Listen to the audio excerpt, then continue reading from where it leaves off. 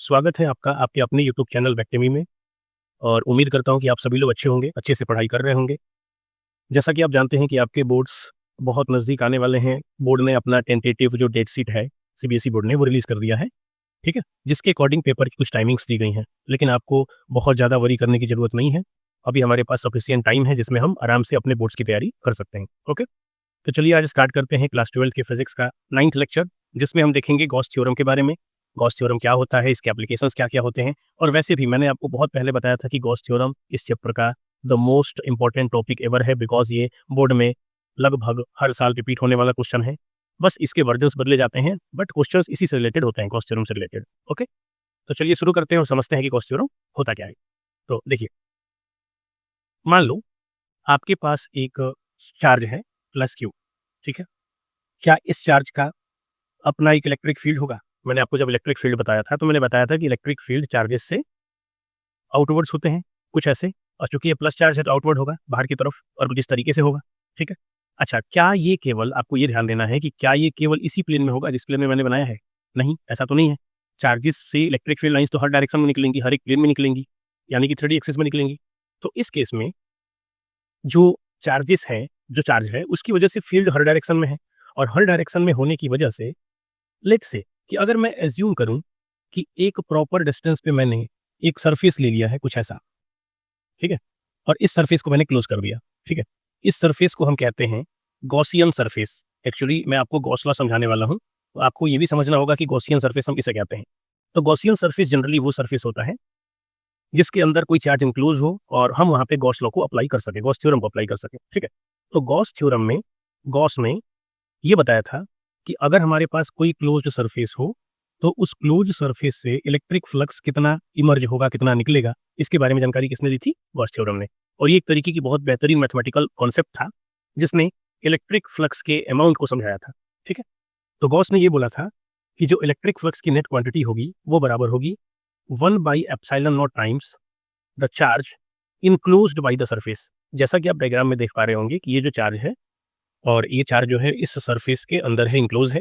तो अगर मैं आपसे पूछूं कि इस सरफेस से नेट इलेक्ट्रिक फ्लक्स कितना पास करेगा, तो आप ये बोलेंगे कि the net electric flux passing from this close surface will be equal to 1/ε0 times of the q enclosed inside the surface, ठीक।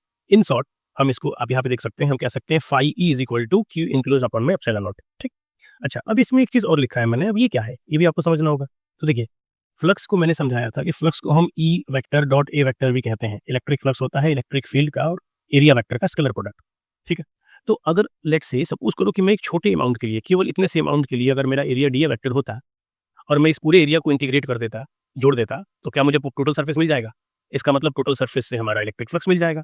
तो अगर मैं इस ए की प्लेस पे लगता हूँ डी ए वेक्टर, तो ई के प्लेस पे तो ई होगा बराबर, और इस वाई की जगह पे क्या हो जाएगा? डी फाई ई, क्योंकि मैंने बहुत छोटा अमाउंट ऑफ एरिया लिया है तो फ्लक्स भी छोटा सा होगा। और अगर मैं इस पूरी क्वांटिटी को इंटीग्रेट कर दूं, दैट इज मैं इसको ऐसे लिखूं ई vector dot d A vector, और मैं इसको कर रहा हूं इंटीग्रेट, तो ओवरऑल मुझे फ्लक्स जो मिलेगा वो क्या मिलेगा? टोटल फ्लक्स मिलेगा, यानी कि मुझे मिल जाएगा फाई ई। तो फाई ई का फॉर्मूला हो जाएगा integration of E vector dot E vector. अब ऑब्वियस सी बात है कि हम पूरे सरफेस नहीं निकाल रहे हैं तो हम कंप्लीट इंटीग्रेशन करेंगे, और कंप्लीट इंटीग्रेशन का सिंबल होता है ये, बीच में एक सर्कल दे देना है आपको। इसका मतलब होता है कि हम कंप्लीटली इंटीग्रेट कर रहे हैं, हम किसी भी पार्ट को नेग्लेक्ट नहीं कर रहे हैं। ओके, तो ओवरऑल अब मैं अगर लिखूं इसका स्टेटमेंट, तो हम कह सकते हैं कि जो टोटल इलेक्ट्रिक फ्लक्स होगा वो बराबर होगा क्यू इनक्लोज्ड अपॉन में ε0 के, और ये बराबर होगा integration of E vector dot d A vector. But हम पूरे सरफेस एरिया को इंटीग्रेट कर रहे हैं तो हम एक सर्कुलर रिंग बना देंगे बीच में, जो ये बताएगा कि हम पूरे सरफेस को इंटीग्रेट कर रहे हैं। ओके, तो गॉस थ्योरम इसी को कहा जाता है। अब इस गॉस थ्योरम को अप्लाई करके हम बहुत सारी चीजें फाइंड कर सकते हैं, बहुत सारे मैथमेटिकल कॉन्सेप्ट, बहुत सारे प्रैक्टिकल चीजों में जहां पे इसका यूज होता है हम इसको अप्लाई कर सकते हैं। तो कई सारे इसके एप्लीकेशन है, जैसे देखिए पहला एप्लीकेशन है जैसा कि आपको लेफ्ट साइड में स्क्रीन पर दिखाई दे रहा होगा, हम निकाल सकते हैं field due to infinitely long straight wire, यानी एक बहुत लंबा और पतला वायर हो तो इससे इलेक्ट्रिक फील्ड कितना होगा।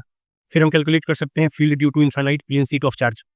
अगर एक infinite plane sheet of charge हो, मतलब अगर ये प्लेन शीट ऑफ चार्ज है और इनफाइनाइट लेंथ, मतलब इनफाइनाइट डायमेंशन हो इसके, ठीक, तो हम इसे भी कैलकुलेट कर सकते हैं। एंड और अगर हमारे पास कोई स्फेरिकल सेल हो तो हम इससे भी electric field calculate, electric flux calculate कर सकते हैं with the help of Gauss theorem. Okay, तो आगे देखते हैं अगली स्लाइड में अब एक एक करके कि सबसे पहले एप्लीकेशंस को हम कैसे फाइंड आउट करेंगे और इसकी वैल्यू होती कितनी है। तो देखिए, जैसा कि आप यहाँ देख पा रहे होंगे, मैंने यहाँ पे लिया है case number 1, it is field due to infinitely long straight wire. Okay, तो चलिए शुरू करते हैं और देखते हैं कि हम इसे डिराइव कैसे करेंगे और कैसे हम ये वैल्यू कैलकुलेट करेंगे जो आपको यहाँ पे स्क्रीन पे दिखाई दे रही है। ये इलेक्ट्रिक फील्ड जो होता है 1/2 pi epsilon naught lambda by R के बराबर होता है। ठीक है, तो चलिए शुरू करते हैं और समझते हैं इस कॉन्सेप्ट को। देखिए, मान लो सबसे पहले कि आपके पास एक पतला सा वायर है। ठीक है, लेट्स सी कि ये एक पतला सा वायर है और इसमें चार्जेस यूनिफॉर्मली डिस्ट्रीब्यूटेड हैं, जैसा कि आपको पहले समझाया गया था। तो देखिए, अगर मैं मान के चलूँ कि ये पॉजिटिवली चार्ज है कुछ ऐसे, ठीक है, तो इस वायर की वजह से, इस लॉन्ग स्ट्रेट वायर की वजह से जो आपका इलेक्ट्रिक फील्ड होगा वो कैसे होगा, वो कुछ ऐसे होगा। देखिए, शायद आप समझ पाएंगे इस चीज़ को, कुछ इस तरीके से होगा। और क्या ये केवल इसी डायरेक्शन में होंगे? बिल्कुल नहीं, ये आगे भी होगा, पीछे भी होगा। इट मीन्स कि इलेक्ट्रिक फील्ड इस वायर से हर डायरेक्शन में होंगे। और अगर मुझे यहाँ पे गॉस थ्योरम अप्लाई करना है और इलेक्ट्रिक फील्ड कैलकुलेट करना है, क्योंकि आप ये ध्यान रखें कि हम एक्चुअली में क्या स्टडी कर रहे हैं, हम स्टडी कर रहे हैं केस नंबर 1 जो कि एप्लीकेशन ऑफ गॉस लॉ है। इट मीन्स कि हमें गॉस लॉ की जानकारी होनी चाहिए पहले, और गॉस लॉ का एप्लीकेशन है। इट मीन्स कि हम इस थियोरी को प्रूव करते समय गॉस लॉ अप्लाई भी करेंगे। तो गॉस लॉ अप्लाई करने के लिए मैंने आपको अभी बताया था कुछ देर पहले कि सरफेस कैसा चाहिए, गॉसियन सरफेस चाहिए। तो चलिए पहले हम इस सरफेस का गॉसियन सरफेस फाइंड करते हैं कैसा होगा। देखिए, क्योंकि इलेक्ट्रिक फील्ड लाइन हर एक डायरेक्शन में है, तो अगर मैं हर एक पॉइंट को मिलाता जाऊं तो जस्ट आप इमेजिन कर पा रहे होंगे कि इसका जो गॉसियन सरफेस होगा वो कुछ सिलिंड्रिकल होगा, कुछ इस तरीके से। ठीक, चलिए, गॉसियन सरफेस हमको सिलिंड्रिकल मिल गया। अब हम यहाँ पे सरफेसेस देखते हैं, कितने सरफेस मेरे पास अवेलेबल है यहाँ पे। देखिए, एक आपको दिखाई दे रहा होगा ये, ठीक है, एक आपको दिख रहा होगा ये ऊपर वाला सरफेस, इसको मैंने नाम दे दिया D A vector first. Okay, एक आपको नीचे दिखाई दे रहा होगा प्लेन सरफेस, इसको मैंने नाम दे दिया D A vector second. Okay, और एक सरफेस आपको दिख रहा होगा ये जो आपका कर्व सरफेस वाला पार्ट है, और इसका मैंने जो आपका नाम दे दिया है वो है d A vector third. Okay, तो टोटल मेरे पास 3 एरिया वेक्टर हो गए, small amount of area vector मिल गया है, छोटा छोटा। अब मुझे कैलकुलेट करना है कि नेट इलेक्ट्रिक फ्लक्स इन तीनों से क्या होगा। पहले हम इन तीनों से निकालते हैं जो कि छोटे छोटे अमाउंट ऑफ एरिया वेक्टर्स हैं। तो इसके लिए क्या हम ऐसे लिखेंगे, देखिए देखिए, यहाँ पे जो small amount of electric flux होगा due to area vector, small area vector, वो कितना होगा ये देखते हैं हम। तो देखिए, जो स्मॉल अमाउंट ऑफ फ्लक्स होगा वो हम कैसे निकालेंगे, तो ये इसका फॉर्मूला ये होगा डी फाई ई बराबर में E vector dot d A vector of पहला plus E vector dot d A vector of दूसरा plus E vector dot d A vector of तीसरा, ये होंगे सभी। ठीक है, अच्छा, अब अगर हम इसे फर्दर सॉल्व करें तो डी फाई ई बराबर ये हो जाएगा ई डी ए कॉस, क्योंकि स्केलर प्रोडक्ट में कॉस से आता है। अब आपको ये नोटिस करना है कि पहले सरफेस के लिए इलेक्ट्रिक फील्ड किधर होगा और उसके करस्पॉन्डेंस डी ए वेक्टर किस डायरेक्शन में है। तो अभी मैंने इलेक्ट्रिक फील्ड आपको ऐसे बना के दिखाया था। इट मीन्स कि उस पॉइंट पे, उस सरफेस पे भी जो इलेक्ट्रिक फील्ड होगा क्या वो इस डायरेक्शन में होगा, और थीटा कितने का हो जाएगा, 90 का। इसी तरह से आप थर्ड जो सेकंड सरफेस है, सॉरी, आप वहाँ पे देख सकते हैं ये ई वेक्टर और ये जो एंगल होगा वो कितने का होगा, ये होगा आपका 90 डिग्री का। लेकिन जो आपका सेकंड सरफेस है उसमें ई वेक्टर और डी वेक्टर दोनों सेम डायरेक्शन में है, तो थीटा कितने का हो जाएगा, 0 डिग्री का। तो अब इसी चीज़ को हम यहाँ पे लिखते हैं, पहले सरफेस के लिए जो आपका थीटा है वो 90 डिग्री है प्लस ई डी ए, और दूसरे सरफेस के लिए कितने डिग्री का, 0 प्लस ई डी ए, और तीसरे सरफेस के लिए कितना है ये फिर से 90। And we are going to write here cos 90 because जो स्केलर प्रोडक्ट होते हैं वो साइन फॉर्म में होते हैं, तो cos 90। ओके, अब आपको बेहतर पता होगा कि cos 90 की वैल्यू 0 होती है, cos 90 की वैल्यू 0 होती है, तो इन दोनों की नेट वैल्यू 0 हो गई। तो हमारे पास बचा क्या, तो हम यहाँ पे लिख देंगे और डी फाई ई बराबर ये हमारा हो जाएगा ई डी ए, क्योंकि cos 0 की वैल्यू क्या होती है, 1 होती है। ठीक, तो अभी आपको ये चीज़ समझ में आ गई होगी कि मैं ये कैसे लेता रहा हूँ। चलिए मैं आपके लिए इसको थोड़ा सा छोटा कर दूँ ताकि आपको क्लियरली समझ में आए। ठीक है, चलिए ये आपका हो गया, थोड़ा सा इसको भी छोटा कर देते हैं और आगे बढ़ते हैं इसके बाद। ओके, चलिए अब देखिए, अब अगर मान लो कि मुझे ये मिल गया, ये हमारा क्या था, net small amount of flux था due to that surface. But ध्यान रखना है आपको कि जो डी ए है, यहाँ पे जो डी ए निकल गया है ये वाला, ये डी ए किसकी वजह से है, ये थर्ड सरफेस की वजह से है। ओके, ना कि फर्स्ट एंड सेकंड सरफेस की वजह से। ठीक है, चलिए इसको आगे बढ़ाते हैं। अब आपको बेहतर पता होगा कि अगर मुझे स्मॉल अमाउंट से लार्ज अमाउंट चाहिए तो हमें क्या करना पड़ता है, हमें पूरे वैल्यूज को इंटीग्रेट करना होता है। तो अब हम ये जो ऊपर हमारा एक्सप्रेशन आया है हम इसको क्या कर देंगे, इंटीग्रेट कर देंगे। तो अपॉन इंटीग्रेटिंग एवं इक्वेशन। देखिए जैसे ही हम इसको इंटीग्रेट करेंगे अब ये क्या होगा, तो इंटीग्रेशन ऑफ ये हो जाएगा D phi E is equal to integration of E D A, और मैंने आपको बताया था हम कंप्लीट इंटीग्रेशन करेंगे पहले ही, तो यहाँ से आपको मिल जाएगा डी फाई का इंटीग्रेशन क्या हो जाएगा, phi E is equal to, ठीक है, और ये आपका हो गया इलेक्ट्रिक फील्ड। तो इन सभी पॉइंट्स पे कांस्टेंट होंगे क्योंकि यहाँ पे डिस्टेंसेस सेम है, तो इट मीन्स कि ई कांस्टेंट है, तो ई इंटीग्रेशन से बाहर चला जाएगा। यहाँ से मैंने ई बाहर निकाल दिया, अंदर बच गया whole integration of D A. अच्छा, अब ई और डी ए का होल इंटीग्रेशन होता क्या है, डी ए यहाँ का कर्व सरफेस पार्ट है ना, अगर मैं ये मान के चलूँ कि पूरे वायर की लेंथ जहाँ तक मैंने गॉसियन सरफेस लिया है वो एल है और इसका रेडियस स्मॉल आर है, तो क्या इसका जो एरिया होगा वो कर्व सरफेस एरिया होगा, और कर्व सरफेस एरिया का फॉर्मूला क्या होता है, 2πr_l। ठीक, तो एग्जैक्टली मुझे देखिए क्या मिला, मुझे मिल गया है phi E is equal to E into 2πr_l, ये मिल गया। अब हमें एक चीज मिल चुकी है, ठीक है, और मैंने आपको अभी कुछ देर पहले बताया था कि चूंकि हम एप्लीकेशन ऑफ गॉस लॉ पढ़ रहे हैं तो हमें गॉस लॉ पता होना चाहिए।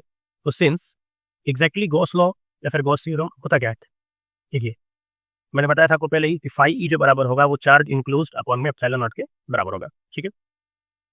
अब अगर मैं ये मान के चलूँ कि इसके अंदर जो नेट चार्ज इंक्लोज है वो क्यू है, ठीक है, तो अब इस एक्सप्रेशन में ये भी फ्लक्स है ये भी फ्लक्स है, तो दोनों बराबर होंगे आपस में। So from these above two equations we can directly write here that is E into 2πr_l is equal to Q by epsilon naught, और E बराबर मैं इसके ऐसे लिख सकता हूँ 1/2π एप्सिलॉन नॉट इंटू, ठीक है, और चूंकि L इधर मल्टीप्लीकेशन में है तो इधर आके डिवीजन में हो जाएगा, ठीक है, तो यहाँ पे मुझे मिल जाएगा Q/L, ठीक है, बाकी सारी चीज़ें एक साथ मिलती हैं। अब एक चीज़ और बच रही है, यहाँ पे R बच रहा है आपके पास, तो R को हम यहाँ पे मल्टीप्लाई भी कर देते हैं, ओके। चलिए अब आपको इतना चीज़ समझ में आ गया होगा। अब देखिए इसके बाद मैं आपको बताता हूँ अब हमें क्या करना होगा एग्जैक्टली। देखिए अब यहाँ के बाद ये जो आपको दिख रहा है, अब इसके बाद क्या मैं ऐसे लिख सकता हूँ, और E is equal to 1/2π epsilon naught into, आपने पढ़ा होगा कि Q बराबर होता है लेमडा L, बिकॉज मैंने आपको पढ़ाया था लीनियर चार्ज डेंसिटी, इसमें लेमडा किसके बराबर होता है, Q/L के, ओके। तो Q बराबर लेमडा L, यहाँ पे आ गया L और नीचे पहले से क्या था R, तो आपका L से L कैंसिल आउट हो जाएगा, तो हमें सीधे सीधे इलेक्ट्रिक फील्ड का एक फॉर्मूला मिलेगा जो कि होगा 1/2π epsilon naught into lambda by R, okay. ये रहा आपका टोटल डेरिवेशन जिसमें मैंने आपको कंप्लीटली ये समझा दिया है कि जो ये आपकी वैल्यूज हैं वो किस तरीके से इलेक्ट्रिक फील्ड आपको निकाल के देती है, ओके, ठीक है। तो ओवरऑल एट लास्ट मैं आपको बता दूं इलेक्ट्रिक फील्ड ये होता है 1/2 epsilon naught lambda by R, यहाँ भी हमने यही चीज़ कैलकुलेट की है, ओके। अब देखिए होता यह है कि जब हम न्यूमेरिकल्स करते हैं इससे रिलेटेड, न्यूमेरिकल सॉल्व करते समय हमारे सामने एक प्रॉब्लम आती है, और वो प्रॉब्लम ये है कि आप खुद एज्यूम करो इस चीज़ को कि अगर मैंने यहाँ लिख दिया electric field is equal to 1/2π epsilon naught into lambda by R, तो क्या आपको इसकी वैल्यू पता होती है, नहीं ना। तो हम क्या करते हैं अपनी दुविधा को, अपने कॉन्सेप्ट को थोड़ा ईजी करने के लिए इसको न्यूमरेटर एंड डिनोमिनेटर में 2 से मल्टीप्लाई और वो मतलब डिवाइड कर देते हैं। इसकी वजह से अब ये जो एक्सप्रेशन है क्या वो ऐसे बन जाएगा, इज इक्वल टू 1 इस 2 को इस 2 से मल्टीप्लाई कर दीजिए नीचे, ये हो जाएगा 4 epsilon naught into 2 lambda by R.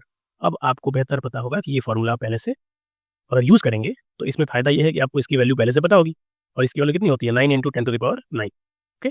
तो अब यहाँ से आप डायरेक्टली न्यूमेरिकल्स को सॉल्व करके कैलकुलेट कर सकते हैं, बट एट लास्ट जो आपका मेन फॉर्मूला है वो आपको मैंने पहले ही बता दिया है। मेन फॉर्मूला आपका ये है, electric field is equal to 1/2 epsilon naught lambda by R, ठीक। तो उम्मीद करता हूँ कि आपको आज के लेक्चर में गॉस लॉ और गॉस लॉ का जो पहला एप्लीकेशन है electric field due to infinitely long straight wire, ये आपको क्लियरली समझ में आया होगा, ठीक। और इसका जो सेकेंड लेक्चर है वो आपको 1 से 2 दिनों में अपलोड कर दिया जाएगा, जिसमें गॉस थ्योरम से रिलेटेड जितने भी एप्लीकेशंस होंगे सबको एक लेक्चर में ही कंप्लीट कर दिया जाएगा। तो अगले वीडियो को जल्द से जल्द अपने यूट्यूब चैनल पे पाने के लिए चैनल को सब्सक्राइब जरूर करें और इस अधिक से अधिक शेयर करिए जिससे सभी बच्चों तक ये लेक्चर की न्यूज़ पहुंच जाए। और उम्मीद करता हूं कि आपको आज का लेक्चर समझ में आया होगा। सो थैंक यू एंड मिलते हैं अगले लेक्चर में।